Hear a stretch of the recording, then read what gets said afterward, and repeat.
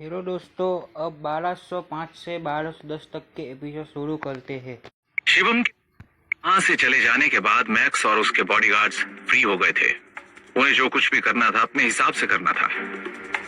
जब शिवम वहां से जा रहा था तब मनोज और उसका परिवार शिवम से अपनी बात कहता रह गया, लेकिन शिवम ने उनकी बात पर ध्यान नहीं दिया। वो उनकी बात को अनसुना करके वहां से चला गया। शिवम की पीठ पीछे मनोज शिवम से चिल्ला चिल्ला कर कह रहा था, तुम मेरे साथ ऐसा बर्ताव नहीं कर सकते। मैं लीजा का फूफा हूँ, उसका परिवार मेरा परिवार है, तुम्हें मेरी इज्जत करनी पड़ेगी। जाते वक्त शिवम ने मैक्स से कुछ कहा था जो मैक्स को समझ में नहीं आया। मैक्स ने याद करने की कोशिश की तो उसे समझ में आया कि शिवम ने उससे कहा था, इन लोगों को अच्छा सबक सिखाना, ध्यान रहे इनको जान से मारना नहीं है, केवल सबक सिखाना है। फिर उसके बाद इन लोगों को अफ्रीका भेज देना, ये लोग वहां पर खान में खुदाई करने के लायक हैं। शिवम की बात समझने के बाद मैक्स को समझ में आ गया था कि अगर इन लोगों को अफ्रीका भेज दिया गया तो आगे से ये लोग लीजा को परेशान नहीं करेंगे। इसीलिए मैक्स के लिए शिवम के इंस्ट्रक्शन सर आंखों पर थे। फिर मैक्स ने मनोज से कहा, मिस्टर शिवम ने बोला है कि तुम लोगों को अफ्रीका भेजना है। तुम लोग वहां पर खान में काम करने के लिए बने हो। ऊपर से तुम लोग मिस लीजा को अपना परिवार कहते हो। एक ऐसा परिवार है जो दिन रात बस उनको टॉर्चर करता रहता है। मैं तुम लोगों को अच्छा सबक सिखाऊंगा। मैक्स की बातें सुनने के बाद मनोज की आंखों में उसकी बातों का डर साफ दिखाई दे रहा था। उसे मैक्स की कही किसी भी बात पर कोई शक नहीं था। मैक्स एकदम सच कह रहा था। मनोज जानता था कि अगर उन लोगों को अफ्रीका भेज दिया गया तो वो लोग हमेशा के लिए वहीं फंस जाएंगे और अपनी लाइफ अपने तौर तरीके से एंजॉय नहीं कर पाएंगे। इसके बारे में सोचकर उसको डर लग रहा था। वहीं रॉबर्ट के दिमाग में कुछ चल रहा था। वो बहुत टाइम से रशिया में था और किसी भी हालत में अपनी आरामदायक जिंदगी को छोड़ना नहीं चाहता था। वो किसी भी हद तक जाने के लिए तैयार था। उसकी आंखों में किसी के लिए भी दया नजर नहीं आ रही थी। जैसे ही मैक्स के बॉडीगार्ड्स उसके पास आए, वैसे ही उसने इधर उधर देखा और जो भी उसके पास खड़ा था उसके गले पर चाकू लगा दिया। फिर मैक्स को धमकाते हुए कहा, पीछे हट जाओ और अपने हथियार फेंक दो वरना मैं मार दूंगा। जैसे ही रॉबर्ट के लोगों ने रॉबर्ट को यह हरकत करते हुए देखा, वो तो खुश हो गए। उन्हें लगा कि रॉबर्ट का पलड़ा भारी है, जिसके सहारे वो लोग वहां से बचकर आसानी से निकल जाएंगे। यहाँ तक कि मनोज और विशाल को यही लग रहा था कि रॉबर्ट का पलड़ा भारी है। रॉबर्ट ने इतनी बड़ी धमकी दे दी थी, लेकिन उसने देखा कि मैक्स के बॉडीगार्ड्स पर उसकी धमकी का कोई असर ही नहीं हुआ, बल्कि वो लोग तो उसे बेचारे की नजर से देख रहे थे। उसके अगले ही पल रॉबर्ट दूसरी धमकी दे पाता उससे पहले ही वो और उसके साथी इतनी तेज उड़ते हुए पीछे गिरे कि उनके मुंह से खून बहने लगा। वो लोग जो कपड़े पहने हुए थे उनके कपड़े जगह जगह से फट गए थे। किसी का हाथ टूट गया था तो किसी की नाक टूट गई थी। उन्हें समझ में नहीं आया कि अचानक से ये हुआ क्या। वो लोग दर्द में चिल्ला रहे थे। तभी मैक्स ने अपने बॉडीगार्ड्स को चेतावनी देते हुए कहा, जान से नहीं मारना है इन लोगों को, ध्यान रखना, थोड़ा आराम से। इन लोगों का गंदा खून यहाँ पर नहीं लगना चाहिए। ये मिस लीजा का घर है। अगर ये जगह गंदी हो गई तो हमें बहुत सुनना पड़ेगा। दरअसल ये बॉडीगार्ड्स कोई आम बॉडीगार्ड्स नहीं थे। ये सारे एक्सपर्ट्स थे जिनको पटेल परिवार के यहाँ पर ट्रेनिंग दी गई थी। इन्हें खास सिखाया गया था कि मार कर कोई भी निशान नहीं छोड़ा जाता। इसीलिए हमेशा से इन लोगों ने ऐसा काम किया है कि काम भी हो जाता था और किसी को पता भी नहीं लगता था। ये लोग बिल्कुल भी ये गलती नहीं करना चाहते थे कि कुछ छोटे मोटे गुंडों से लड़ने की वजह से उनका गंदा खून मिस लीजा के घर को गंदा करे, क्योंकि इससे इनकी काबिलियत पर शक किया जा सकता था। एक तरफ रॉबर्ट और उसके आदमियों की पिटाई हो रही थी तो वहीं दूसरी तरफ शिवम बाहर जा चुका था। शिवम और शिवम के साथी, जिसमें विशंबर पटेल, नागार्जुन, दुष्यंत, देविका और काफी सारे लोग शामिल थे। वो सब लोग एक बड़े से जहाज से तक्षक टापू की तरफ रवाना हो चुके थे। पहले शिवम विशंबर पटेल और बाकी सबको परेशानी में नहीं डालना चाहता था। वो ये चाहता था कि उसके साथ सिर्फ और सिर्फ तक्षक नागवंश के लोग ही आए, क्योंकि ये मामला तक्षक नागवंश के लोगों का था। लेकिन जब विशंबर पटेल ने ज्यादा जिद की तो शिवम इनकार नहीं कर पाया। विशंबर पटेल शिवम की मदद करने के लिए उसके साथ चले गए। जहाज बड़ी रफ्तार से समुद्र में चल रहा था। समुद्र बहुत बड़ा था जिसका कोई अंत नहीं आ रहा था। इतने बड़े समुद्र में केवल वही जहाज था जो शिवम के साथी देख सकते थे। यह नजारा काफी खतरनाक था। शिवम जहाज के सबसे आगे डेक पर खड़ा था। उसके साथ वहां और लोग भी मौजूद थे। हालांकि उसके हाथ में समुद्र का नक्शा था, लेकिन वो नक्शा ज्यादा काम का नहीं था क्योंकि चारों तरफ काफी कोहरा था। वो नक्शा शिवम को उसके गुरुजी ने दिया था, जो इस वक्त लापता थे। शिवम जानता था कि कम से कम उन्हें 8 से 10 दिन लगने वाले थे। तभी विशंबर पटेल ने उस भयानक से समुद्र की तरफ गहराई से देखते हुए शिवम से कहा, गांधी परिवार के युवराज, ये नजारा देखकर आपको कैसा लग रहा है? क्या आपको भरोसा है कि हम सब लोग ये जंग जरूर जीतेंगे? शिवम के लिए इस बात का सटीक जवाब दे पाना थोड़ा मुश्किल था। उसे खुद पर भरोसा था, लेकिन वो अपनी वजह से किसी और की जान जोखिम में नहीं डालना चाहता था। उसे अपने साथियों की बहुत फिक्र थी। वो किसी भी हालत में उनकी जान को दांव पर नहीं लगाना चाहता था। उसने विशंबर पटेल की बात का जवाब देते हुए कहा, मेरा दुश्मन कहीं छुप कर बैठा है, जिसका रास्ता हम में से किसी को भी सही से नहीं पता। उसे ये भी पता है कि हम आ रहे हैं। हम लोग उसकी नजर में हैं, लेकिन वो हमारी नजर में नहीं है। अगर वो सामने होता तो इसमें कोई शक नहीं था कि मैं उसे अपनी तलवार से एक वार में ही खत्म कर देता। लेकिन वो इस वक्त छुपा बैठा है। वो कहाँ छुपा बैठा है कोई नहीं जानता। मुझे भी नहीं पता कि मैं तक्षक टापू पर पहुंचकर करूंगा क्या। हालांकि शिवम ने विशंबर पटेल को यह बात बता दी थी कि उसका दुश्मन काफी ताकतवर है, लेकिन शिवम ने उन्हें विश्वास भी दिलाया जिससे उनका मनोबल न टूटे। शिवम की तरफ देखकर दुष्यंत काफी मुस्कुरा रहा था। उसे शिवम पर काफी नाज था। इस बात में कोई शक नहीं था कि शिवम के गुरु यानी कि पूर्व नागराजा ने शिवम को अपना शिष्य चुनकर कोई गलती नहीं की थी। उनका शिष्य वाकई में तक्षक नागवंश का नागराजा बनने के लायक था। देखते ही देखते 8 दिन कब बीत गए किसी को पता नहीं चला। पूरे रास्ते काफी कोहरा था। जैसे जैसे जहाज आगे बढ़ रहा था वैसे वैसे धुंध साफ होती हुई दिखाई दे रही थी, लेकिन जहाज को आगे बढ़ने में मुश्किल हो रही थी क्योंकि चारों तरफ बड़ी बड़ी चट्टानें थी। ये जगह बिल्कुल भी नॉर्मल नहीं थी। यहाँ जो धुंध थी वो भी अलग थी और चट्टानें भी अलग। देखने में ये जगह काफी रहस्यमयी लग रही थी। शिवम ने आज से पहले इस तरह का ऐसा नजारा कभी नहीं देखा था। सभी लोग काफी हैरान थे। तक्षक नागवंश का ये हिस्सा बहुत ही रहस्यमयी था। इसकी अलग ही पहचान थी। हालांकि अभी तक तक्षक टापू नजर नहीं आया था। जहाज और आगे नहीं बढ़ सकता था। इसीलिए शिवम ने फैसला लिया कि वो जहाज में लगी छोटी नाव यानी कि लाइफ बोट से तक्षक टापू तक पहुंच जाएगा। शिवम ने अपने साथियों से कहा, विशंबर जी, आप, नागार्जुन और दुष्यंत मेरे साथ आएंगे। बाकी सब लोग यहीं रुकेंगे।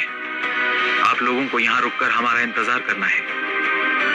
अगर हम लोग 7 दिन के अंदर वापस यहां नहीं आते हैं तो आप लोग समझ जाना कि हम किसी खतरे में हैं। फिर आप लोग हमें ढूंढने आ जाना। शिवम ने यह फैसला बिल्कुल सोच समझ कर लिया था। उसे नहीं पता था कि उसका दुश्मन कहां छुपा बैठा है। शिवम अच्छे से जानता था कि उसके दुश्मन की नजर उस पर होगी। वो इतने सारे लोगों को एक साथ ले जाकर उनकी जान जोखिम में नहीं डालना चाहता था। इसीलिए उसने कुछ ही लोगों को अपने साथ ले जाने का फैसला किया। फिलहाल नागार्जुन और दुष्यंत दोनों ही अपनी अपनी श्रेणियों को पार कर चुके थे और इसका श्रेय जाता है कल्प जल को, जो शिवम ने उन्हें पिलाया था, जिसकी वजह से वो लोग एक श्रेणी ऊपर बढ़ चुके थे। शिवम का फैसला सुनने के बाद देविका ने विशंबर पटेल से कहा, मैं भी आपके साथ चलना चाहती हूँ। विशंबर पटेल ने इनकार करते हुए कहा, नहीं बेटा, बेवकूफी मत करो। अगर मुझे कुछ हो गया तो हमारे परिवार को तुम्हारी जरूरत होगी। मैं अपने साथ साथ तुम्हारी जान का रिस्क नहीं लेना चाहता। बात को समझने की कोशिश करो। अगर हम दोनों को कुछ हो गया तो हमारे परिवार का कौन ध्यान रखेगा? इसलिए तुम भी यहीं रुको और मेरा इंतजार करो। जैसा कि मिस्टर शिवम ने कहा, अगर हम लोग वापस ना आए तो 7 दिन बाद तुम लोग हमें ढूंढने आ जाना। अपने साथियों से विदा लेकर शिवम, विशंबर पटेल और बाकी सब के साथ उस अजीब सी धुंध सी होता हुआ छोटी सी नाव में आगे की तरफ बढ़ गया। हालांकि धुंध साफ हो रही थी लेकिन अभी भी काफी थी, जिस वजह से रास्ता ढूंढना थोड़ा मुश्किल हो रहा था। शिवम के हाथ में जो नक्शा था वो फिलहाल इतने काम का नहीं था कि उससे रास्ता पता लगाया जा सके। हालांकि शिवम ने अपनी शक्तियों का प्रयोग करके नाव को सही रास्ते की तरफ सेट कर दिया था। शिवम अपनी शक्तियों का इस्तेमाल करके नाव को इतनी तेजी से खींच रहा था कि वो जहाज से भी ज्यादा तेज चल रही थी। उसमें किसी भी नाविक की जरूरत नहीं थी। नाव खुद ब खुद आगे तेज रफ्तार से चलती जा रही थी। थोड़ी देर बाद उन लोगों को एक टापू दिखाई दिया, जो था तक्षक टापू। टापू देखने के बाद वो लोग क्या करेंगे? कहीं टापू पर पहुंचने से पहले ही उन्हें किसी खतरे का सामना तो नहीं करना पड़ जाएगा? क्या वहां पर वाकई में दाहिर मौजूद था? कहीं शिवम को धोखा तो नहीं दिया गया था?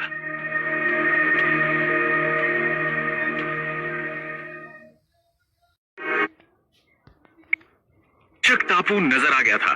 टापू को देखते ही विशंबर पटेल ने बाकी लोगों से कहा, इतनी घनी धुंध में हम लोग कभी भी केवल नक्शे के सहारे इस टापू तक नहीं पहुंच पाते। अगर मिस्टर शिवम हमें रास्ता नहीं दिखाते तो शायद हम लोग भटक जाते और यहाँ पहुंच ही नहीं पाते। उन लोगों को वाकई में रास्ते का कोई अनुमान नहीं था। अकेला शिवम ही नाव को तक्षक टापू तक लाया था। विशंबर पटेल की बात सुनकर शिवम ने टापू को देखते हुए कहा, ये जगह बहुत रहस्यमयी है। यहाँ पर काफी जादुई शक्तियां हैं जिनसे हमें संभल कर रहना पड़ेगा। अगर मैंने दिव्य गति हासिल नहीं की होती तो शायद मैं भी यहाँ तक कभी नहीं पहुंच पाता। इस धुंध की खास बात यह है कि ये लोगों को भटकाती है और मुझे महसूस हुआ कि मेरे हाथ से इस किताब को कोई खींच रहा था। जितना शिवम टापू के करीब पहुंचता जा रहा था उतना ही उसे एक अजीब सा फोर्स महसूस हो रहा था जो नाग संहिता किताब को उसके हाथ से खींचने की कोशिश कर रहा था, लेकिन शिवम ने उसे नहीं छोड़ा। शिवम को वहां पर रहस्यमय ताकतों का एहसास भी हुआ। लगभग 5 मिनट के बाद नाव टापू के किनारे पहुंच गई। किनारे पर पहले से ही लगभग 10-12 छोटी नावें मौजूद थी, जिनकी कंडीशन देखकर बिल्कुल भी ऐसा नहीं लग रहा था कि वो नावें बहुत पहले यहां लगाई गई हैं। शिवम उन्हें देखकर समझ गया कि दाहिर को वहां पहुंचे ज्यादा समय नहीं हुआ होगा। ये देखते ही शिवम तुरंत नाव से बाहर कूदा और उसने बाकियों से कहा, चलो सब लोग जल्दी आगे बढ़ो। शिवम आगे आगे चल रहा था। दुष्यंत, विशंबर पटेल और नागार्जुन उसको फॉलो कर रहे थे। जिस रास्ते से वो लोग जा रहे थे वो काफी सुनसान और पतला था, लेकिन वहां पर केवल वही रास्ता था जो उन्हें राह दिखा रहा था। लगभग आधे घंटे चलने के बाद रास्ता पहले से चौड़ा हो गया। वो लोग एक चौकोर सी जगह पर पहुंच चुके थे, जहां पर उन्होंने ठीक अपने सामने एक बहुत बड़ा पत्थर का दरवाजा देखा जो काफी अच्छे से लॉक था। उस दरवाजे पर जाले लगे हुए थे और बहुत सारी धूल जमा थी। दरवाजे के ठीक सामने कई सारे लोग जमीन पर बैठे थे। उन्हीं लोगों में दाहिर था जो पास में गड़े हुए एक पत्थर पर बैठा हुआ था। शिवम को देखते ही दाहिर धीरे से पत्थर से उठकर खड़ा हुआ और उसने शिवम से कहा, शिवम, जितना मैंने सोचा था तुम तो उससे भी ज्यादा लेट आए हो। लगता है काफी आलसी हो तुम, या फिर तुम्हें मुझसे डर था? शिवम कुछ बोल पाता उससे पहले ही नागार्जुन को अपने दुश्मन को देखकर बहुत ज्यादा गुस्सा आ गया। जब तक उसका सामना दाहिर से नहीं हुआ था तब तक वो खुद को संभाले हुए था, लेकिन दाहिर को देखते ही उसके दिल में जो आग थी वो और ज्यादा तेज हो गई और उससे अब कंट्रोल नहीं हुआ। नागार्जुन ने दाहिर से गुस्से में कहा, मेरे पोते की जिंदगी वापस कर। इतना कहते ही नागार्जुन तुरंत दाहिर पर हमला करने के लिए उस पर कूद गया। पोते की मौत के बदले की आग के आगे उसे कुछ दिखाई नहीं दिया। वो बस दाहिर की जान, उसका गला घोंट कर ले लेना चाहता था। नागार्जुन को अपनी तरफ आता देख दाहिर ने भी उस पर उतना ही जोरदार हमला किया जितना कि नागार्जुन उस पर करने जा रहा था। दोनों के हमले एक दूसरे से टकरा गए, जिससे दाहिर पर कोई असर नहीं हुआ। वहीं नागार्जुन पर भी इसका कोई असर नहीं हुआ, लेकिन उसे हल्का सा झटका लगा, जिसकी वजह से वो थोड़ा पीछे खिसक गया। इस वक्त दाहिर नागार्जुन पर भारी था। नागार्जुन को धक्का देने के बाद दाहिर ने उससे कहा, तुम्हारी मुझ पर हमला करने की हिम्मत भी कैसे हुई? तुम जानते नहीं हो कि मैं कौन हूं? दोबारा ऐसा कुछ करने की कोशिश की तो जान से मार दूंगा। शिवम ने नागार्जुन को समझाते हुए कहा, पीछे हट जाओ, अभी कुछ मत करो। फिर शिवम ने दाहिर से आराम से कहा, दाहिर मुझे विश्वास नहीं हो रहा कि तुम मेरा इतना बेसब्री से इंतजार कर रहे थे। खैर, तुम्हारे सारे लोग यहाँ नहीं हैं, इसलिए जितने भी तुम्हारे लोग छुपकर बैठे हैं उन सबको यहाँ बुला लो। छुपने का कोई फायदा नहीं है, खासकर अपने पीछे छुपने वाली उस मक्खी को बुलाओ जो अपने आप को बहुत ताकतवर समझता है। शिवम ने जिसे मक्खी बताया था दरअसल वो इंसान था जिसके लिए दाहिर काम कर रहा था, जो काली पोशाक वाला आदमी था जो बहुत खतरनाक था। शिवम और दाहिर की मुलाकात लगभग 1 साल के बाद हुई। इससे पहले दाहिर ने छुपकर ही शिवम पर हमले करवाए थे। दाहिर भी पहले से काफी ताकतवर हो गया था, लेकिन शिवम के सामने वो अब भी कमजोर था।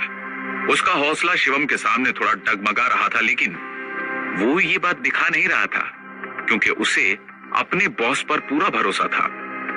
शिवम की बात खत्म होते ही वो काली पोशाक वाला आदमी आखिरकार सामने ही आ जाता है, जिसे शिवम ने मक्खी कहा था। वो हंसते हुए आकर शिवम से कहता है,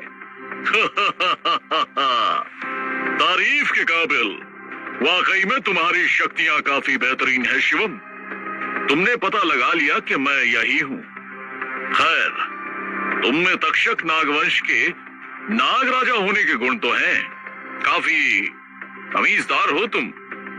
काली पोशाक वाले आदमी ने अपना चेहरा आज दिखा दिया था। उसके पूरे बाल सफेद थे, लेकिन चेहरे पर कोई झुर्रियां नहीं थी। ना ही वो ज्यादा पतला था और ना ही मोटा, देखने में काफी फिट था। लेकिन शिवम की नजरों में ये बात थी ही नहीं। शिवम ने अपनी दिव्य शक्तियों का इस्तेमाल करके उसके अंदर झांकने की कोशिश की तो शिवम को उसके शरीर से एक अजीब सा ऑरा महसूस हो रहा था, जिसमें 5 अलग रंग की तरंगे शिवम को महसूस हो रही थी। ये तरंगे ऐसी नहीं थी कि दिखाई दे रही हूं, वो केवल शिवम ही महसूस कर पा रहा था। ताकत के मामले में कुछ कहा नहीं जा सकता था क्योंकि वो आदमी शिवम से कम ताकतवर नहीं था। ये महसूस करने के बाद शिवम के चेहरे पर गंभीरता के भाव दिखने लगे। वो काफी सीरियस हो गया था।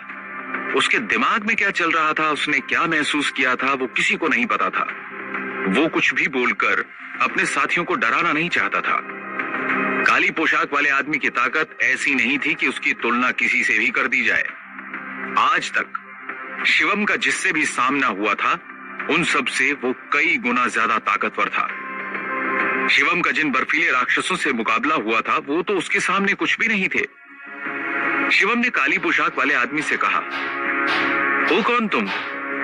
तुम तक्षक नागवंश को क्यों बर्बाद करना चाहते हो? क्या चाहिए तुम्हें वहां से? क्या तुम्हारी वजह से दाहिर ने तक्षक नागवंश को धोखा दिया? उस आदमी ने गंभीरता से जवाब देते हुए कहा, तुम इस लायक नहीं हो कि मेरी पहचान जानो। चुपचाप मुझे इस दरवाजे की चाबी दो। इस दरवाजे के पीछे मेरी 2 चीजें हैं, मैं उन्हें ले लूंगा, उसके बाद तुम जो चाहे वो ले जाना, मुझे कोई मतलब नहीं है। फिर उस आदमी ने दाहिर की तरफ उंगली दिखाते हुए शिवम से कहा, फिर तुम इस धोखेबाज को चाहे कुछ भी सजा देना, मैं बीच में नहीं आऊंगा। चाहे तो इसे तुम जान से मार देना, वैसे भी ये किसी काम का नहीं है। दाहिर ये बात सुनकर चौंक गया। काली पोशाक वाले आदमी की बात सुनकर उसके पैरों के नीचे से जमीन खिसक चुकी थी। उसे नहीं पता था कि अपने बॉस की नजरों में वो एक गधा है जिसकी जान की परवाह उन्हें नहीं है। फिर दाहिर ने गुस्से से काली पोशाक वाले का नाम लेकर कहा, अघोरी वैराग्य, तुम मुझे जान से मारने की बात कर रहे हो? मैंने तुम्हारे लिए क्या कुछ नहीं किया। दाहिर के मुंह से सबको उस आदमी का नाम पता चल गया था। आज तक दाहिर ने अघोरी वैराग्य से इस तरह बात नहीं की थी। दाहिर की यह बदतमीजी अघोरी वैराग्य को पसंद नहीं आई। उसने दाहिर से कहा, शट अप। अघोरी वैराग्य के ऐसा बोलने के बाद उसने दूर से ही अपनी शक्ति से दाहिर को हल्का सा झटका दिया, जिस वजह से दाहिर के मुंह के एक कोने से बहुत तेजी से खून बाहर निकलने लगा। वो अघोरी वैराग्य के सामने कुछ भी नहीं था। दाहिर को चुप करवाने के बाद वापस अघोरी ने शिवम से कहा, क्या सोचा तुमने? कहाँ है चाबी? मेरे सब्र का इम्तिहान मत लो, मुझे इंतजार करना पसंद नहीं है। अगर तुमने इस दरवाजे को अभी नहीं खोला तो तुम अकेले यहाँ नहीं मरोगे, तुम्हारे साथ साथ तुम्हारे साथियों की भी मौत होगी। फिर तुम सबको मारने के बाद तुम्हारे खानदान को भी इसके परिणाम भुगतने पड़ेंगे। मैं उन सबको इतना टॉर्चर करूंगा कि वो मौत की भीख मांगेंगे। उसके बाद सबको खत्म कर दूंगा। जल्दी करो जो भी करना है। ये बातें सुनने के बाद शिवम ने अघोरी के चेहरे की तरफ देखा और जोर जोर से हंसने लगा। उसने अघोरी वैराग्य से कहा,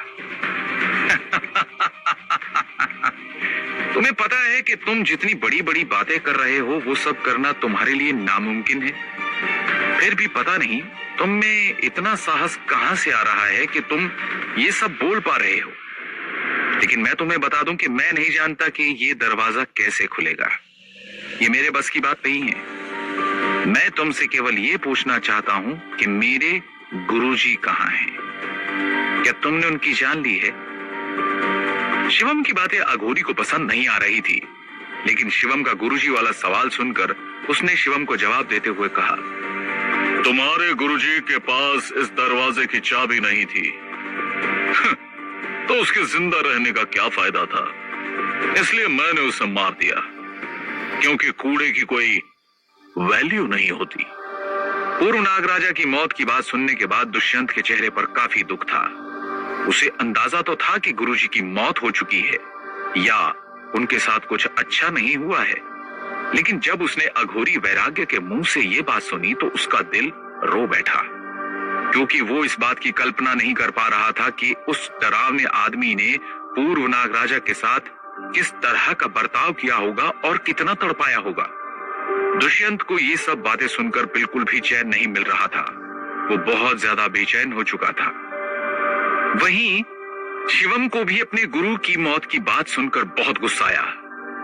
उसने कुछ नहीं देखा और अघोरी वैराग्य से कहा, तुमने मेरे गुरुजी को मारा तो तुम्हारा इस दुनिया में एक सेकंड भी रहना मुझे गवारा नहीं। शिवम की आंखों में बहुत गुस्सा था। उसने आगे अघोरी वैराग्य की कोई बात नहीं सुनी और उस पर हमला करने के लिए आगे बढ़ गया। जो लोग अघोरी वैराग्य के पीछे खड़े थे उन्हें अपना दम घुटने जैसा महसूस हुआ, क्योंकि शिवम ने अपनी शक्तियों का इस्तेमाल करके उन लोगों को अपनी जगह पर फ्रीज कर दिया था जिससे वो लोग हिल नहीं पाए। वो लोग सोच रहे थे कि उनकी आत्माओं पर ऐसी कौन सी दिव्य शक्ति ने हमला किया है जिस वजह से वो हिल भी नहीं पा रहे। उनके मन में काफी डर बैठ गया था। क्या वो लोग बिल्कुल नहीं हिल पाएंगे? कहीं उनके शरीर से उनकी जान तो नहीं निकल जाएगी? अघोरी वैराग्य पर हमला करना क्या शिवम को पड़ेगा भारी? शिवम की शक्तियों से सिर्फ अघोरी वैराग्य के पीछे खड़े लोग ही फ्रीज नहीं हो गए थे, बल्कि राजा दाहिर पर भी उसका असर साफ दिखाई दे रहा था। राजा दाहिर का शरीर अकड़ने लगा था। वो चाहकर भी हिल नहीं पा रहा था। वो बड़ी ही हैरानी से शिवम की तरफ देख रहा था। उसे ऐसा लग रहा था जैसे उसने अपने सामने अपने काल को देख लिया हो। वो बहुत बुरी तरह से डर गया था।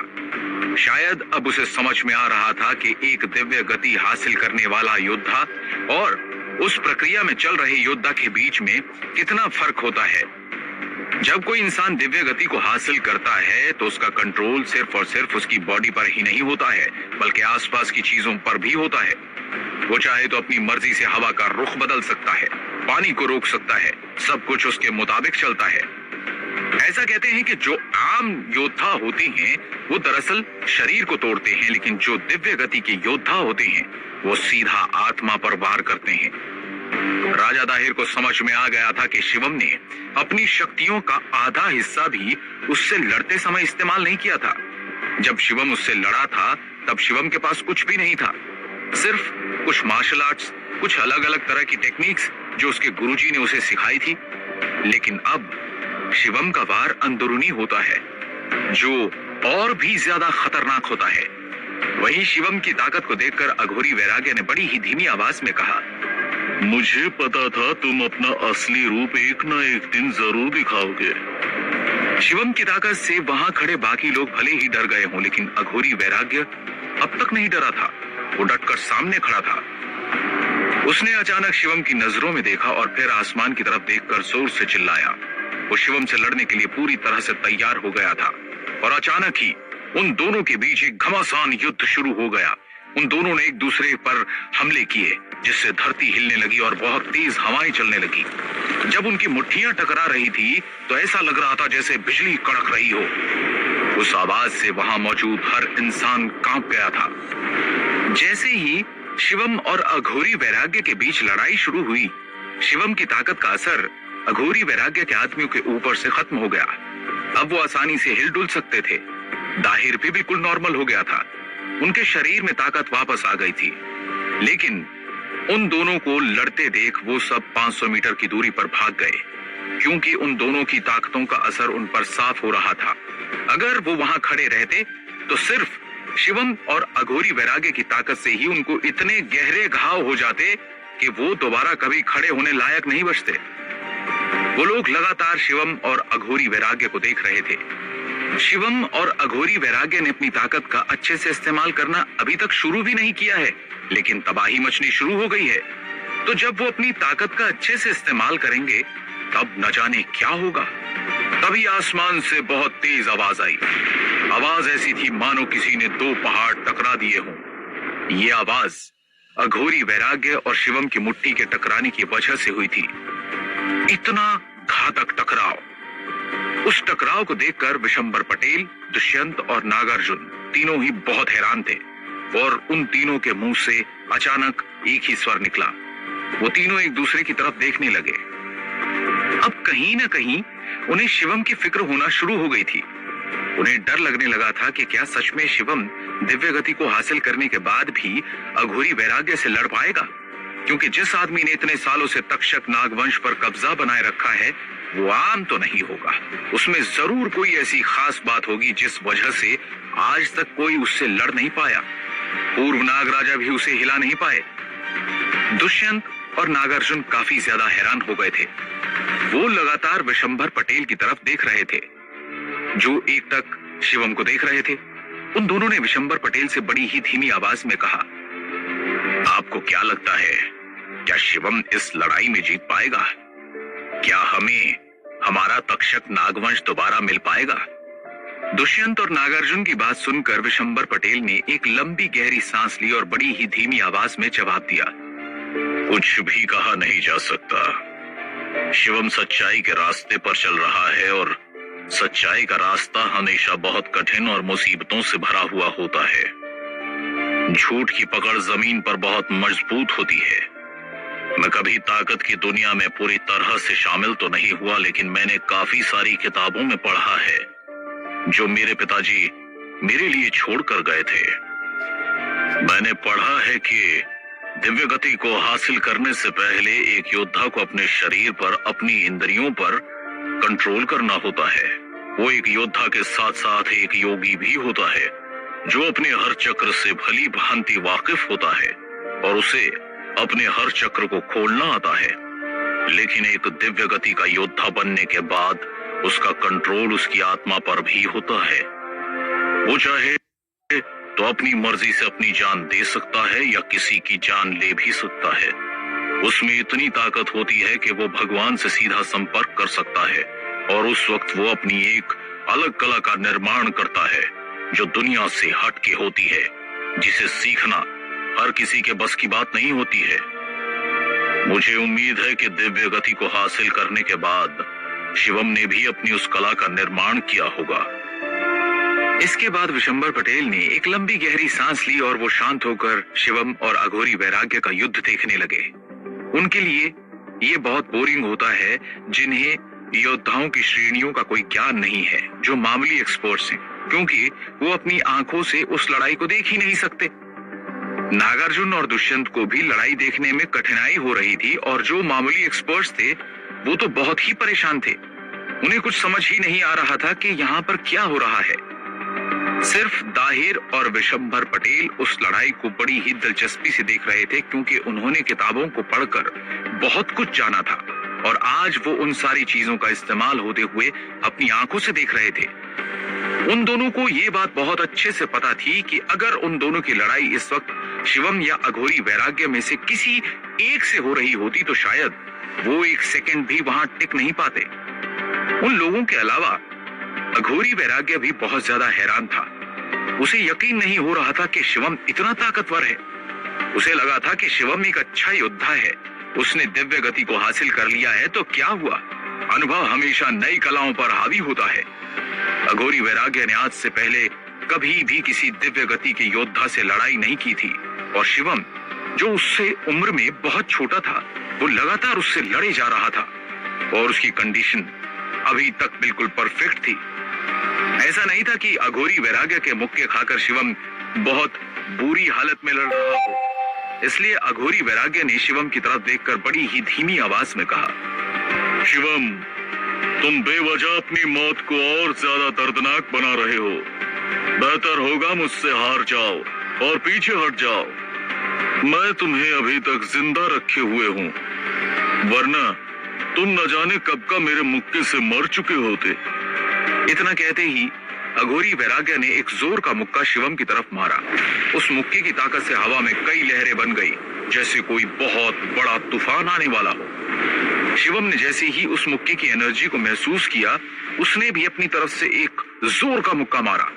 उन दोनों की ताकतें हवा में लड़ रही थी। हालांकि उन दोनों ने अपनी पूरी ताकत का इस्तेमाल नहीं किया था, लेकिन वो मुक्का तब भी कई लोगों को घायल करने के लिए काफी था।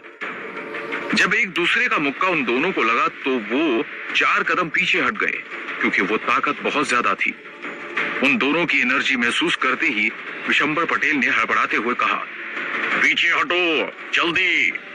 इतना कहकर वो करीब 1000 मीटर पीछे हट गए। उनकी बात सुनते ही नागार्जुन और दुष्यंत भी पीछे हट गए। राजा दाहिर ने भी अपने कदम पीछे कर लिए थे, लेकिन दाहिर और अघोरी वैराग्य के कुछ आदमी यह नहीं कर पाए और शिवम और अघोरी वैराग्य के उस मुक्के की एनर्जी की वजह से उन लोगों का पूरा शरीर जलने लगा। वो दर्द से चिल्ला रहे थे। कुछ सौभाग्यशाली लोग थे जो पीछे हट गए थे और उन्होंने अपनी जान बचा ली थी, लेकिन उनके चेहरे पर वो डर साफ नजर आ रहा था। उन्हें यकीन हो गया था कि वो यहाँ रुके तो जरूर मारे जाएंगे। इसीलिए बिना दाहिर और अघोरी वैराग्य से डरे समुद्र की तरफ भागने लगे। वो इस वक्त किसी भी तरह वहां से जान बचाकर भागना चाहते थे। उस एनर्जी ने वहां खड़े लोगों के दिल में तहलका मचा दिया था। हर कोई बुरी तरह से डरा हुआ था, लेकिन अघोरी वैराग्य के चेहरे पर एक शैतानी मुस्कान थी और शिवम के चेहरे पर बेबाक शांति। अघोरी वैराग्य ने शिवम की तरफ देखकर मुस्कुराते हुए कहा, तुम सच में काबिले तारीफ हो। मुझे नहीं पता था कि इतनी छोटी सी उम्र में कोई इतना ताकतवर हो सकता है। अब मुझे समझ में आ रहा है कि क्यों पूर्व नाग राजा ने तक्षक नागवंश के लिए तुम्हें चुना। तुम्हें चुनकर उन्होंने कोई गलती नहीं की, लेकिन तुम्हारी बदकिस्मती है कि तक्षक नागवंश अब पूरी तरह से बर्बाद हो गया है और अब वो तुम्हें नहीं मिलेगा। अब वो अघोरियों के वैराग्य की जगह होगी। तक्षक नागवंश का अब वहां कोई अस्तित्व नहीं है। मैंने तुम्हारी ताकत को कम आंका था। मुझे लगा था कि तुम ज्यादा ताकतवर नहीं होंगे, लेकिन मैं दोबारा ये गलती नहीं करूंगा। इतना कहते ही अघोरी वैराग्य के सर के ऊपर एक बहुत बड़ा चक्र मंडराने लगा। उसने उस चक्र की तरफ देखा और फिर अपने हाथों से इशारा किया। वो चक्र बहुत तेजी से शिवम की तरफ बढ़ने लगा। जैसे ही वो चक्र शिवम के करीब आया, शिवम के चारों तरफ एक आग का घेरा बन गया। वो रोशनी इतनी तेज थी कि सबकी आंखें चौंधिया गई। किसी को भी कुछ दिखाई नहीं दे रहा था। विशंबर पटेल ये देखकर बहुत ही ज्यादा हैरान हो गए। उन्होंने कहा, हे भगवान, अब सत्य को तेरी जरूरत है। शिवम की रक्षा करना, उसकी मदद करना प्रभु। बुराई जीतनी नहीं चाहिए। आज तक कभी बुराई नहीं जीती है तो आज भी नहीं जीतनी चाहिए।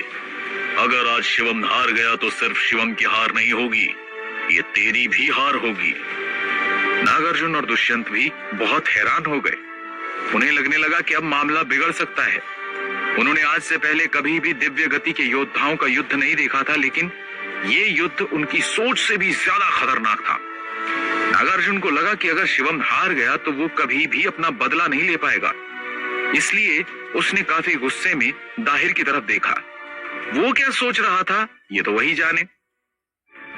क्या नागार्जुन दाहिर को मार देगा? क्या शिवम आज लड़ाई में हार जाएगा? क्या सच में तक्षक नागवंश का अस्तित्व शिवम के साथ मिट जाएगा? नागार्जुन के बदले की आग बिल्कुल भी शांत नहीं हुई थी और आज चाहे शिवम जीते या ना जीते, लेकिन नागार्जुन को अपने पोते की मौत का बदला लेना ही था।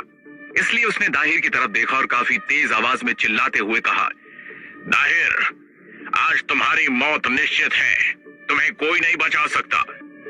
इतना कहकर उसने दाहिर पर एक जोर का वार किया।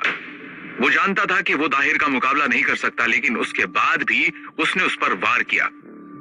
दाहिर ने नागार्जुन की तरफ देखा और मुस्कुराते हुए उसे एक खींचकर थप्पड़ मारा। नागार्जुन दाहिर के थप्पड़ से थोड़ा डगमगा गया। तभी वहां अचानक विशंबर पटेल आ गए और उन्होंने दाहिर को एक जोर का धक्का दिया। उसे धक्का देने के बाद उन्होंने नागार्जुन और दुष्यंत से चिल्लाते हुए कहा, तुम दोनों दाहिर के आदमियों को संभालो, इसे मैं संभालता हूं। नागार्जुन ने विशंबर पटेल की बात को मान लिया, क्योंकि वो जानता था कि वो दाहिर का कुछ नहीं बिगाड़ पाएगा, लेकिन वो दाहिर को जिंदा नहीं छोड़ना चाहता था। अगर इस काम में कोई और उसकी मदद करे तो इसमें उसे कोई आपत्ति नहीं थी। वो तुरंत पीछे मुड़ा और उसने अपना सारा गुस्सा दाहिर के आदमियों पर निकालना शुरू कर दिया। दुष्यंत ने विशंबर पटेल की बात सुनी और सिर हिलाते हुए कहा, आप बिल्कुल फिक्र न करें, मैं नागार्जुन का ख्याल रखूंगा। इतना कहकर वो भी दाहिर के आदमियों पर टूट पड़ा। हालांकि दाहिर और अघोरी वैराग्य के आदमी ज्यादातर वायु श्रेणी से थे, लेकिन तब भी कुछ लोग थे जिन्होंने आग श्रेणी को हासिल कर लिया था। नागार्जुन और दुष्यंत दोनों ही आग श्रेणी के योद्धा थे। उनके लिए उन सबको मारना कोई बहुत बड़ी बात नहीं थी। नागार्जुन और दुष्यंत के जाने के बाद विशंबर पटेल ने दाहिर की तरफ देखा और बड़ी ही धीमी आवाज में मुस्कुराते हुए कहा, मैंने तुम्हारे बारे में बहुत कुछ सुना था। आज तुम्हारी ताकत का ठीक से जायजा लूंगा और मुझे कम समझने की गलती मत करना, वरना बहुत पछताओगे। विशंबर पटेल अपने पिता के बहुत करीब रहे हैं, इसलिए उन्हें दाहिर के बारे में काफी कुछ पता था। वो जानते थे कि दाहिर दिव्य गति को हासिल करने की प्रक्रिया में है, लेकिन उन्हें पूरी उम्मीद थी कि गलत मंशा से और बुरे ख्यालात के साथ वो कभी भी इतनी पवित्र चीज को हासिल नहीं कर पाएगा। वहीं जब दाहिर ने विशंबर पटेल की बात सुनी तो उसने बड़ी अकड़ में एक शैतानी मुस्कान के साथ कहा, तुम खुद को समझते क्या हो? अपनी उम्र तो देखो। बेहतर होता अगर तुम अपने घर पर बैठकर अपने नाती पोतों को खिला रहे होते, लेकिन यहाँ आकर तुमने बहुत बड़ी गलती कर दी है। पहले मैं तुम्हें मारूंगा और उसके बाद ये सुनिश्चित करूंगा कि तुम्हारी मौत के बाद तुम्हारे खानदान का एक भी इंसान जिंदा ना रहे। दाहिर की बात सुनकर विशंबर पटेल ने मुस्कुराते हुए कहा, कौन किस पर भारी पड़ता है ये तब पता चलेगा जब लड़ाई खत्म होगी। मुझे खुद पर पूरा भरोसा है कि मैं तुम्हारे इस घमंड को चूर चूर कर दूंगा। उसके बाद विशंबर पटेल दाहिर पर गुस्से से टूट पड़े। उन लोगों के बीच लड़ाई शुरू हो गई। धीरे धीरे वो जगह एक खूंखार युद्ध भूमि में बदलने लगी, जहां हर तरफ सिर्फ और सिर्फ हंगामा मचा हुआ था। शिवम और अघोरी वैराग्य की लड़ाई भी चल रही थी। शिवम की ताकत धीरे धीरे बढ़ती ही जा रही थी और उसका गुस्सा अपनी चरम सीमा पर था। अचानक शिवम ने कदम पीछे करना शुरू कर दिया और उसके शरीर से एक सफेद रंग की रोशनी निकलना शुरू हो गई। धीरे धीरे शिवम का शरीर बड़ा होने लगा। अचानक उसके पीछे शेषनाग का आकार बनने लगा। ऐसा लग रहा था जैसे हवा में किसी ने शेषनाग का चित्र बनाया हो। वो सफेद रंग का नाग फन से हुंकार भर रहा था। अगर इस वक्त शिवम को कोई आम आदमी देख लेता तो शायद उसके सामने झुककर उसकी पूजा करना शुरू कर देता। अघोरी वैराग्य के सामने इस वक्त दिव्य गति का एक योद्धा खड़ा था, जिस पर किसी हवा का कोई प्रभाव नहीं था। कोई पानी उसे डुबो नहीं सकता था, कोई आग उसे जला नहीं सकती थी। आज पहली बार दिव्य गति हासिल करने के बाद शिवम ने अपनी ताकत का पूरा इस्तेमाल किया था।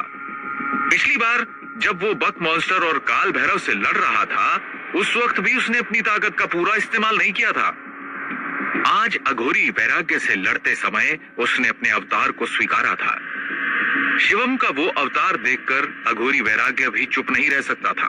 अचानक उसका शरीर भी बड़ा होने लगा और एक काला धुआं उसके आसपास मंडराने लगा। वो धुआं धीरे धीरे आसमान की तरफ बढ़ने लगा। शिवम का शेषनाग अवतार और अघोरी वैराग्य का वो काला धुआं आसमान में बहुत ऊपर पहुंच चुका था। ऐसा लग रहा था जैसे वो सूर्य, चंद्रमा और सितारों को अपनी लड़ाई का गवाह बनाना चाहते थे। आसमान में उड़ते वक्त अघोरी वैराग्य ने शिवम की तरफ देखकर चिल्लाते हुए कहा, ये मत सोचना कि तुम्हारे इस रूप से मैं डर जाऊंगा। मैं आज तुम्हें दिखाऊंगा कि अघोरियों की ताकत तुम जैसे नागों से कितनी ज्यादा होती है। शिवम के लिए अघोरियों की ताकत बहुत ही नई थी। उसने आज से पहले कभी भी ऐसे किसी भी इंसान से कोई मुलाकात नहीं की थी। वो काफी हैरान था क्योंकि जो आदमी उसके सामने खड़ा था उसके सिर्फ बाल सफेद थे, लेकिन उसकी उम्र शिवम से थोड़ी ही ज्यादा थी।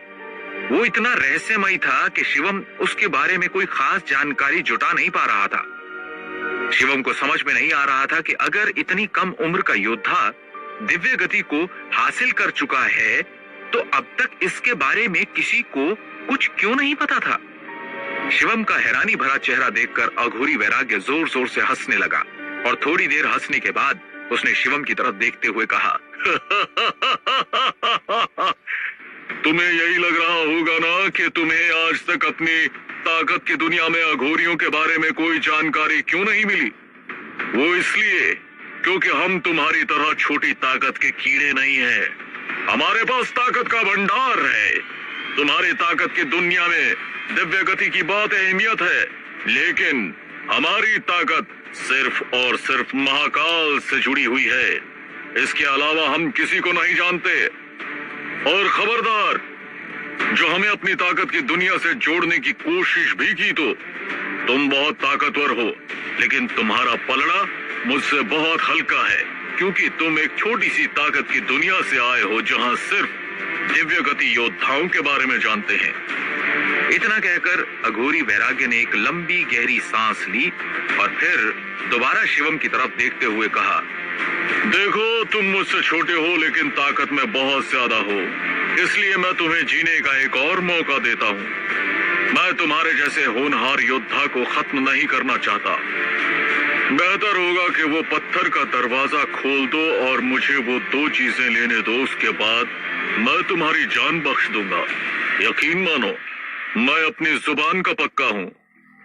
अघोरी की बात सुनकर शिवम ने मुस्कुराते हुए कहा, तुम्हारी जुबान तो मैं पहले ही देख चुका हूँ, लेकिन अब तुम्हारे कर्म तुम्हारी मौत लिखेंगे। तुमने मेरे गुरुजी को मारा है और मैं तुम्हें तक्षक टापू से जिंदा नहीं जाने दूंगा। जिस इंसान ने मेरे नागवंश को खत्म करने की कोशिश की, उसको खत्म करने की जिम्मेदारी मेरी है। शिवम अपनी पूरी ताकत साध कर आसमान में खड़ा था।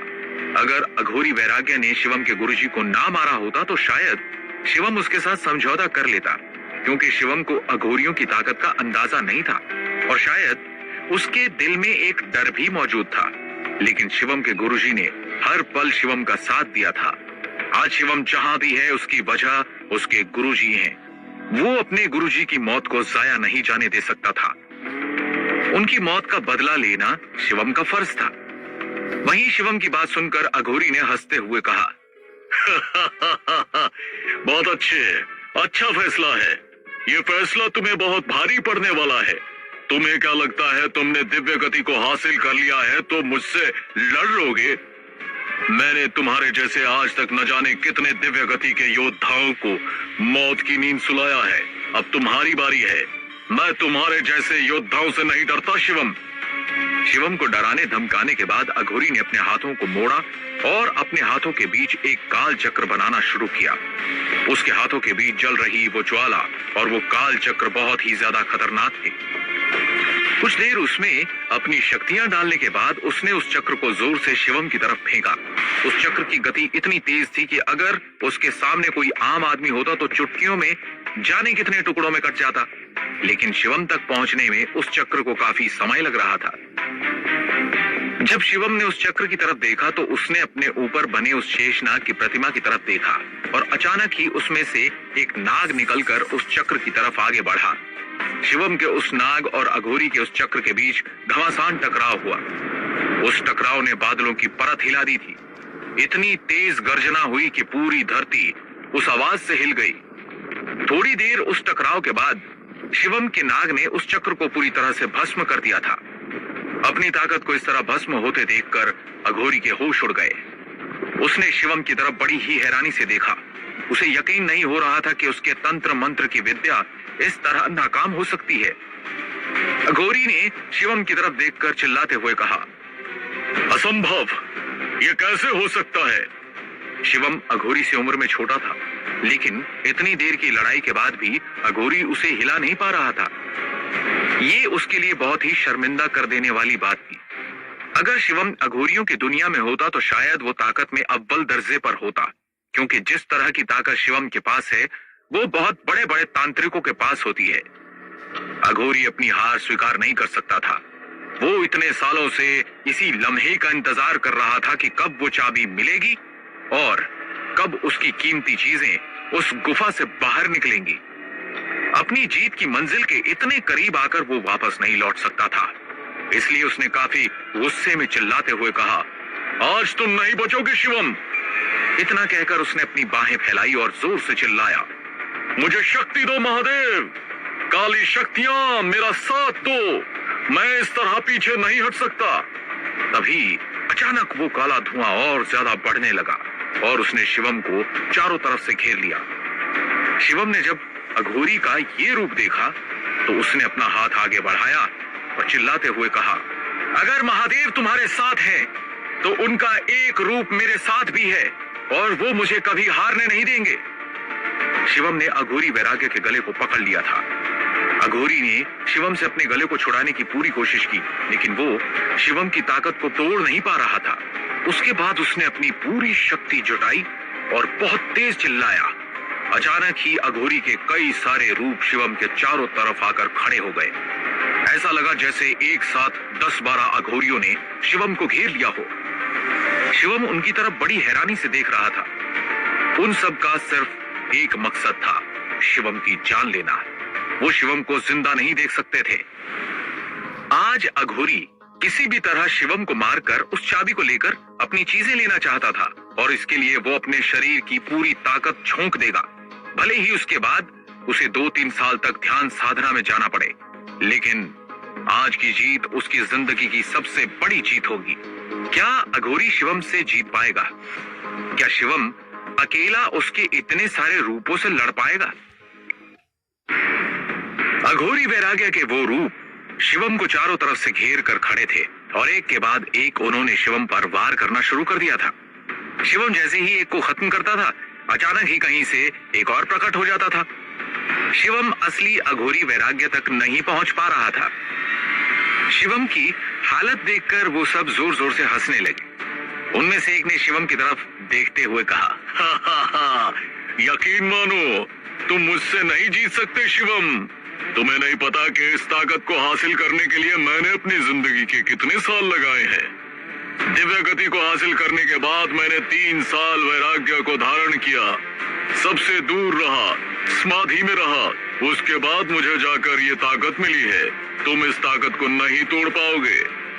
शिवम ने अघोरी वैराग्य की तरफ देखा और फिर आसमान में देखकर चिल्लाते हुए कहा, नाग हथियार। जैसे ही शिवम ने चिल्लाकर नाग हथियार अघोरी वैराग्य की तरफ फेंका, आसमान में बहुत तेज गर्जन हुई। बिजली कड़क कर जमीन पर गिर गई। जो लोग नीचे जमीन पर लड़ रहे थे उन्होंने आसमान में देखा, वो देखकर डर गए। शिवम बहुत ही खतरनाक लग रहा था। उन्हें अपनी आंखों पर विश्वास ही नहीं हो रहा था। जो लोग दिल से कमजोर थे वो अचानक जमीन पर बैठ गए। वो ये दृश्य झेल नहीं पा रहे थे। उन्हें समझ में नहीं आ रहा था कि उन्हें अब क्या करना चाहिए, कहां भागना चाहिए और कहां जाना चाहिए। जैसे ही वो नाग हथियार अघोरी वैराग्य की तरफ आया, उसे समझ ही नहीं आया कि वो उस हथियार से कैसे बचे। तभी उस काले धुएं ने शिवम को छोड़कर अघोरी वैराग्य को चारों तरफ से घेर लिया। ये वो ताकत है जो अघोरी वैराग्य के पिता ने उसे सौंपी थी। अगर आज वो काला धुआं नहीं होता तो नाग हथियार अघोरी वैराग्य के सीने के पार जा चुका होता और वो इस वक्त मर जाता। हालांकि उस काले धुएं ने उस हथियार को रोक लिया, लेकिन तब भी उस हथियार का असर अघोरी वैराग्य की छाती पर हुआ था और उसके मुंह से खून की एक धार बहने लगी। अपने मुंह से खून निकलते देख अघोरी वैराग्य ने शिवम की तरफ देखा और बड़ी ही हैरानी से सवाल करते हुए कहा, ये कैसे हो सकता है? तुमने तो दिव्य गति को अभी हासिल किया है, फिर ये नाग हथियार और इतनी ताकत। आज अघोरी वैराग्य की जान सिर्फ और सिर्फ उस काले धुएं ने बचाई थी। सोचो वो हथियार कितना खतरनाक था कि उसे रोकने के बाद भी उसका असर अघोरी पर हुआ था। वो अपनी काली शक्तियों से उस हथियार को रोक नहीं पाया। अघोरी को अंदरूनी घाव हुए थे। उसे बिल्कुल पता नहीं था कि शिवम की ताकत इतनी बढ़ गई है, क्योंकि जो कुछ उसने अपने वैराग्य में सीखा था, शिवम उसे भी हराने का दम रखता था। वहीं अघोरी का सवाल सुनकर शिवम ने मुस्कुराते हुए कहा, तुमने किसने कहा कि मैंने दिव्य गति को अभी हासिल किया है? दरअसल शिवम ने दिव्य गति को हासिल करने के बाद वहां 1 साल तपस्या की थी। उस तपस्या में उसने अपने आप को और ज्यादा मजबूत कर लिया था। वो दिव्य गति को हासिल तो बहुत पहले ही कर चुका था, पर वो 1 साल उस ताकत को अपने अंदर समाहित करने में व्यतीत करना चाहता था। उसने कल्प वृक्ष के फल के साथ साथ कल्प जल को भी कई बार ग्रहण किया था। उस 1 साल में उसने काफी कल्प जल का इस्तेमाल कर लिया था। जो बचा था उसमें से थोड़ा उस बूढ़े आदमी को दे दिया था जिसने इतने साल कल्प वृक्ष की रक्षा की थी, और थोड़ा वो अपने साथ घर ले आया था, क्योंकि उसे पता था कि अपनी आने वाली जिंदगी में उसे इसकी बहुत जरूरत पड़ेगी। अघोरी वैराग्य शिवम की ताकत को समझ चुका था। उसने अचानक ही अपने दोनों हाथ आगे किए और शिवम की तरफ 7 कंचे फेंके। वो कंचे अचानक बहुत बड़े होने लगे और जोर से शिवम की तरफ आगे बढ़ने लगे। वो कंचे अघोरी वैराग्य की आखिरी चाल थी। उन कंचों को शिवम की तरफ फेंकने के बाद वो अचानक आसमान से उतरकर समुद्र की तरफ भागने लगा। वो 7 कंचे कोई आम छोटी मार्बल की गेंदें नहीं थी, बल्कि काले धुएं की सबसे शक्तिशाली ताकत के बम थे। वो अचानक एक के बाद एक शिवम की तरफ फूटने लगे और उनसे निकलने वाला काला धुआं शिवम को परेशान करने लगा। वो कंचे अघोरी की ताकत का बहुत बड़ा हिस्सा थे और उन्हें पाना इतना आसान नहीं था। अघोरी ने कभी नहीं सोचा होगा कि उसके वो 7 कंचे शिवम के ऊपर बर्बाद हो जाएंगे, लेकिन इस वक्त अपनी जान उसके लिए सबसे ज्यादा जरूरी थी। अघोरी वैराग्य को पता था कि आज उसकी हार हुई है। उसे जो चाहिए था वो उसे नहीं मिला, लेकिन इस वक्त उसके लिए अपने परिवार वालों को वहां बुलाना ज्यादा जरूरी था। वो चाहता था कि वो अपने पूरे अघोरी वर्ग को वहां इकट्ठा करे और उसके बाद सारी चीजों को हासिल करे। जहां तक बात रही कंचों की, तो वो उन्हें दोबारा भी हासिल कर सकता है। उन कंचों को अपनी तरफ आते देख शिवम ने अपने दूसरे नाग को इशारा किया और उसके शेष नाग अवतार में से एक नाग आगे आया और उसने सारे कंचों का वार रोक दिया। जब वो काला धुआं शांत हुआ तो शिवम ने अघोरी वैराग्य को समुद्र की तरफ भागते हुए देखा। उसने अघोरी की तरफ देखकर चिल्लाते हुए कहा, क्या तुम्हें सच में ऐसा लगता है कि इस लड़ाई को इतना आगे लाने के बाद तुम इतनी आसानी से भाग जाओगे? अघोरी वैराग्य बहुत ही तेज गति से भाग रहा था। तभी शिवम ने अपना हाथ आगे बढ़ाया और उसकी दिव्य तलवार उसके हाथों में आ गई। शिवम ने उस तलवार को जोर से अघोरी वैराग्य की तरफ फेंका। जैसे ही अघोरी ने उस तलवार को अपनी तरफ आते हुए देखा, वो और डर गया। उसने अपने कदम और तेज बढ़ाए, लेकिन वो तलवार जोर से उसकी छाती पर आकर लगी। उसके मुंह से खून की एक उल्टी हुई, लेकिन वो तब भी नहीं रुका। शिवम ने दोबारा उस तलवार का मंत्र पढ़ा और उसे अघोरी वैराग्य की छाती में एक और बार भेद दिया। अघोरी वैराग्य के मुंह से खून की बहुत बड़ी उल्टी हुई और वो नीचे जमीन पर गिर गया। अघोरी को नीचे जमीन पर गिराने के बाद शिवम आसमान से उतरकर उसकी तरफ आने लगा। शिवम को अपने करीब आता देख अघोरी बहुत बुरी तरह से कांप रहा था। उसने शिवम की तरफ देखा और चिल्लाते हुए कहा, देखो शिवम, खबरदार, जो मेरे करीब आए मुझसे दूर रहो। मैं अघोरी वैराग्य हूँ, 8 तंत्र समाजों में से एक समाज का रक्षक। मेरे पिता दिव्य गति के साथ साथ कई और श्रेणियों के मालिक रहे हैं। अगर तुमने मुझे मारने की गलती की तो तुम्हें कोई जिंदा नहीं रहने देगा। मुझसे दुश्मनी मोल लेकर तुम अपनी मौत को बहुत ही दर्दनाक बना दोगे। यकीन मानो, वो तुम्हारे सामने नहीं होंगे, तब भी तुम्हारी जान उनकी मुट्ठी में होगी। मुझसे पंगा मत लो। शिवम आसमान से उतरकर जमीन पर आ चुका था। वो अघोरी के बहुत करीब पहुंच चुका था। उसने अघोरी की तरफ देखकर मुस्कुराते हुए कहा, अब जब लड़ाई हार रहे हो तो कह रहे हो कि मैं तुमसे दूर रहूं। मैं जानना चाहता हूं कि तुम्हारे इस समाज के रहस्य क्या हैं? क्यों आए हो तुम लोग हमारी दुनिया में? क्या चाहते हो तक्षक नागवंश से? क्या है ये 8 तंत्र समाज? मुझे सब जानना है। शिवम अघोरी वैराग्य के बारे में जानना चाहता था, क्योंकि उसने आज से पहले कभी ऐसे आदमी को नहीं देखा था जिसके शरीर पर एक काली पोशाक हो, गले में बहुत सारी रुद्राक्ष की मालाएं, हाथ में कलावा, सर पर बालों की जटा और रहस्यमय मुस्कान हो। उसे आज से पहले अपनी ताकत की दुनिया में इन लोगों के बारे में कोई जानकारी नहीं मिली। तो अगर अघोरी जो कह रहा है वो सत्य है, तो इसका मतलब शिवम को अभी और लड़ना होगा। और भी बहुत सारी ऐसी ताकतें हैं जिनके बारे में शिवम को ज्ञान नहीं है। शिवम को हर चीज के बारे में जानकारी हासिल करनी होगी। इस वक्त अघोरी वैराग्य ने कुछ भी छिपाने की हिम्मत नहीं की। उसने शिवम को वो सब कुछ बता दिया जो वो जानता था। अब जाकर शिवम को पता चला कि करीबन 100 साल पहले कई महान शक्तियों को ऐसा लगा कि इस दुनिया से आध्यात्मिक ऊर्जा खत्म होती जा रही है। उनके लिए अब रहना और ज्यादा मुश्किल होता जा रहा है। आम जनता उनकी ताकत को नहीं समझ पा रही। लोग उनसे डर जाते हैं या उन्हें मारने की साजिश रचने लगते हैं। इसीलिए खुद को बचाने के लिए और अपनी ऊर्जा को बचाने के लिए कई अलग अलग ताकतों ने मिलकर एक गुप्त क्षेत्र बनाया, जिसे अलग अलग मंत्रों से, विधियों से, साधनाओं से सुरक्षित किया गया। उसके चारों तरफ लक्ष्मण रेखा खींची गई ताकि कोई बाहर कदम न रख सके और कोई अंदर न आ सके। ये इसलिए किया गया था ताकि वो ऊर्जाएं, वो ताकत उस गुप्त क्षेत्र में सुरक्षित रहें और बाहर की दुनिया को उन लोगों से और उन लोगों को बाहर की दुनिया से कोई खतरा ना हो।